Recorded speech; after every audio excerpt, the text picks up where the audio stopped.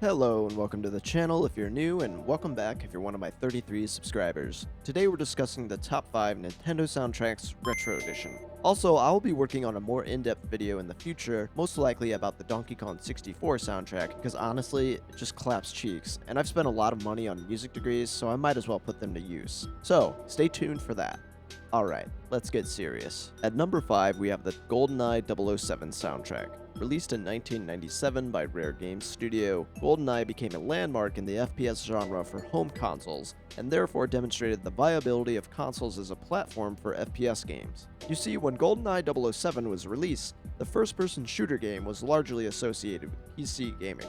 GoldenEye demonstrated that it was possible to develop a first-person shooter on a console using both single-player and deathmatch game modes. As a console game, it helped popularize the genre by making it more accessible to a larger audience. Many believe this to be a turning point in the FPS genre, which paved the way for the success of later titles like Halo and Call of Duty. The GoldenEye soundtrack was primarily composed by Graham Norgate, Grant Kirkhope, and Robin Beanland, who wrote a few tracks of the elevator music heard on specific levels in the game. The sound effects were entirely produced by Norgate, who spent much of his efforts combining synthesized sounds to enhance the feeling of the gameplay. In one instance, Norgate produced 9 different sound effects for gunshot sounds to be triggered at random when using various firearms in the game.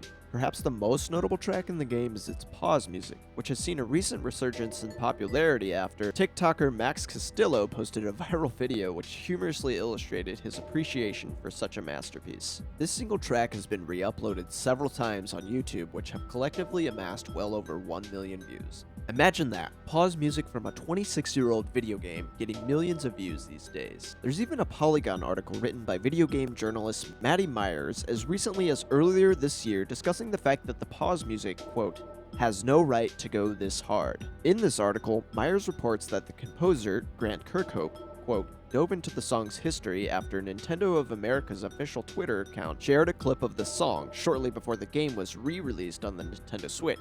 Kirkhope then retweeted Nintendo of America's post saying, quote, glad you like it. Could this piece rival the DK rap? In another thread, Kirkhope goes on to describe the process of composing and programming his music for the Nintendo 64, saying, it's so bizarre that the GoldenEye pause music has developed a life of its own, something that took me 20 minutes to write, and I didn't even have a clue what I was doing. I was constantly on the phone with @Norgans, referring to Graham Norgate, because I'd broken something or couldn't understand what was going on half the time. Knowing these little details about how the pause music was created, it makes it almost more impressive, but for sure more interesting. Alright, next up we have number 4, the Donkey Kong 64 soundtrack. Developed and released by Rare in 1999, Donkey Kong 64 was, and still is, the only game in the DK franchise to feature complete 3D gameplay. The soundtrack of nearly 6 hours in length was entirely by Grant Kirkhope, with the exception of the lyrics for the DK rap. More on that later. Kirkhope's work on DK64 has been considered to greatly resemble the, quote, spirit of the Banjo-Kazooie soundtrack. This comes as no surprise, as the Banjo-Kazooie soundtrack was also composed by Kirkhope. This resemblance in style was notable enough to be discussed in a Nintendo Life review of DK64 in 2009 by Andrew Donaldson, who compared Kirkhope's soundtrack to that of David Weiss's work on the Donkey Kong Country soundtracks. Speaking of Donkey Kong Country, Evelyn Fisher, one of the composers for the Country series, was originally assigned to compose the soundtrack for DK64. However, Kirkhope became involved after the development team requested his assistance, and he even provided some voice lines for Donkey Kong himself. So looking further into Evelyn Fisher, it became more and more unclear whether Fisher was involved in the composition of any of the soundtracks at all. I did, however, find this old web archive of Kirkhope's professional website that stated he was asked to help out quite close to the start of the game, but the website did not mention any degree of involvement from Evelyn Fisher at all. Looking further at this archive, Kirkhope addresses the infamous DK rap. The rap was a track used to introduce the player to each Kong character and their respective abilities. The lyrics of the rap were actually written by Rare Team's DK64 project director, George Andreas, who performed the rap alongside Chris Sutherland, a former programmer for Banjo-Kazooie. The rap was originally intended to be a fun little joke, but seriously, as a piece of music, pretty good. Nintendo of America even ran a DK Rap Attack contest that asked fans to record their own attempts or renditions to win prizes, including a trip to the NOA headquarters. As an aside, I'm currently considering doing an analysis of this track as one of the tracks for the Donkey Kong 64 video that's coming in the future, so let me know in the comments if that is a particular track that would interest you. Moving on to number 3, I chose Super Mario 64. Similar to Donkey Kong 64, Super Mario 64 is the first in its franchise to offer players a complete 3D platforming experience. The Mario 64 soundtrack was composed by none other than the legendary VGM composer, Koji Kondo.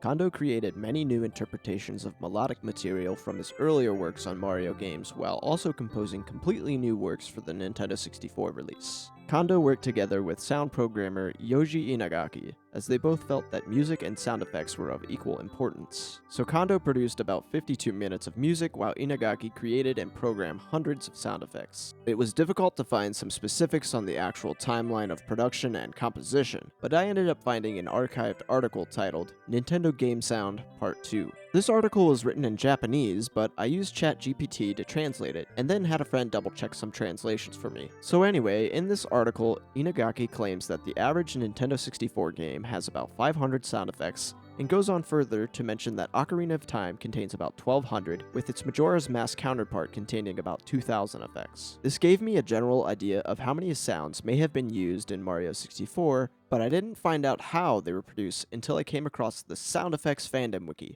which stated that the game mainly used the Series 6000 sound effects library, among other sound libraries from Warner Bros., Universal Studios, and the Skywalker Sound Company. Unfortunately, this page did not list any sources for this info, but I was eventually led to the Mario Wiki, which mentioned more specifics on exact programs, and it even listed a Google Doc Excel sheet as a source. I thought this was a strange item to list as a source, but regardless, the Excel sheet seems to list the exact company/manufacturer of a product that contains a specific sound bank used with a program to create sounds that are also listed individually, along with descriptions of where or when we will hear those sounds in the game. Looking through this Excel sheet, I wonder, how on earth did people figure this out, and how can I be sure if it's accurate?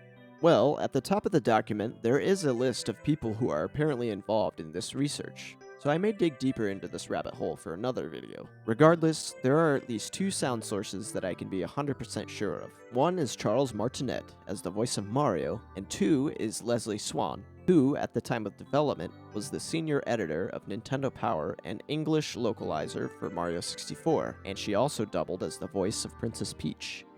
This would technically mark the 3rd time that Martinet provided the voice of Mario, with 2 CD-ROM games from 94 and 95 being the first and second. However, many people consider Mario 64 to be Martinet's first real work in the Mario series, as it was a major release for the time. As far as actual soundtracks go, many consider the most memorable in this game to be Dire Dire Docks, which the player will hear when completing missions in the water-themed world titled Jolly Roger Bay. This track literally has millions of views across multiple uploads, with some channels even dedicating entire videos to analyzing the track. Not to mention that there are plenty of other amazing tracks in this game, such as the main theme, the soundtrack for Lethal Lava Land, and even the music for the file select screen is quite catchy and memorable. At number 2, we have another Koji Kondo classic, The Legend of Zelda: Ocarina of Time. By the time that Ocarina of Time began development in 1996, Kondo had already composed music for the original Legend of Zelda and A Link to the Past. So similar to his work on the Mario franchise, Kondo recycled much of his themes. For example, the melody for Ocarina of Time's title theme became an extended version of the playing recorder sound from the original Zelda game.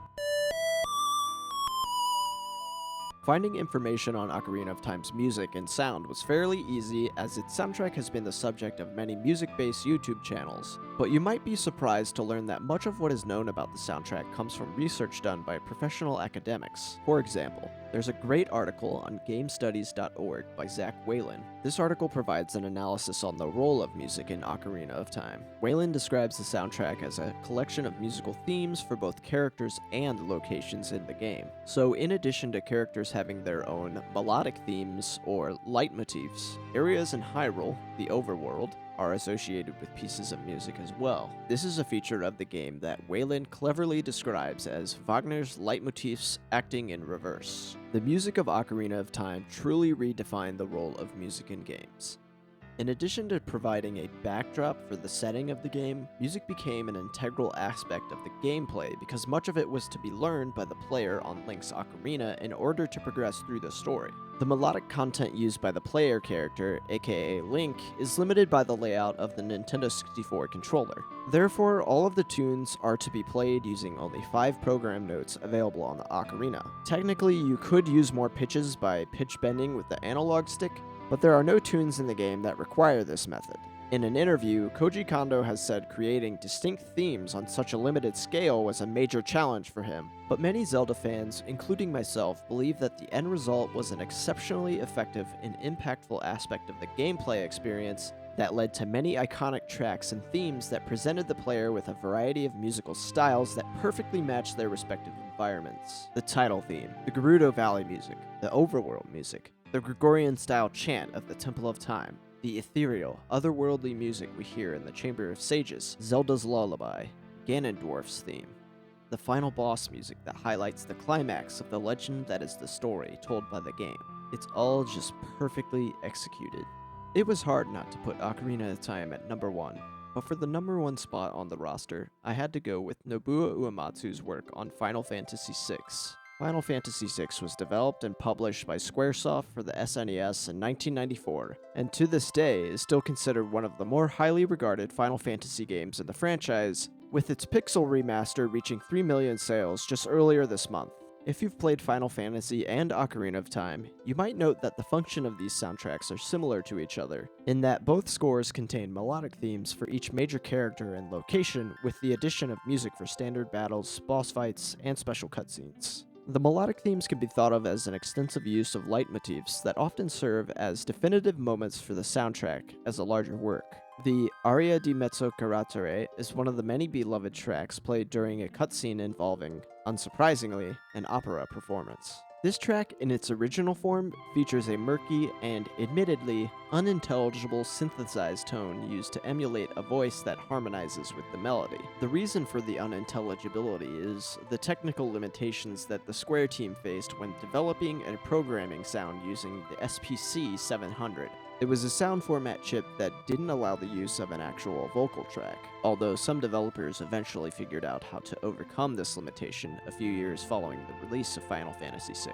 The Pixel remaster that I mentioned earlier was actually released this past April, and in this release, the aria is actually voiced by opera singers. In the orchestral album titled Final Fantasy VI Grand Finale, there is another arranged version of this aria using Italian lyrics performed by Svelta Krasteva. This version is also found in the ending full-motion video of the game's Sony PlayStation re-release, using the same lyrics with different musical arrangements. Another album, titled Orchestral Game Concert 4, includes an extended version of the opera, arranged and conducted by Kosuke Onozaki and performed by the Tokyo Symphony Orchestra, which features Wakako Aokimi, Tetsuna Ono, and Hiroshi Kuroda on vocals. This version was also performed at the More Friends concert at the Gibson Amphitheater in 2005, using a new English translation of the lyrics. Given these examples, it seems that Uematsu's work has garnered a level of cultural impact and significance to a point where the music itself is often enjoyed apart from listening via gameplay. In fact, hundreds of concerts featuring the music of Final Fantasy have been programmed globally since 2007, which no doubt has brought various demographics to the orchestral concert hall that normally would not be interested in going to see an orchestra perform. The Decisive Battle, Terra's Theme, The Veldt, Dancing Madness, and the title screen are just a few of the amazing works of art that have come from Uematsu in this franchise, and they have been enjoyed both in and outside the gaming medium. So, that's it for our top 5 Nintendo soundtracks Retro Edition. Let me know what your top 5 game soundtracks are in the comments below, and if you enjoyed this video and have learned something, consider taking a few seconds to like the video, subscribe, and hit the bell for more. See you next time!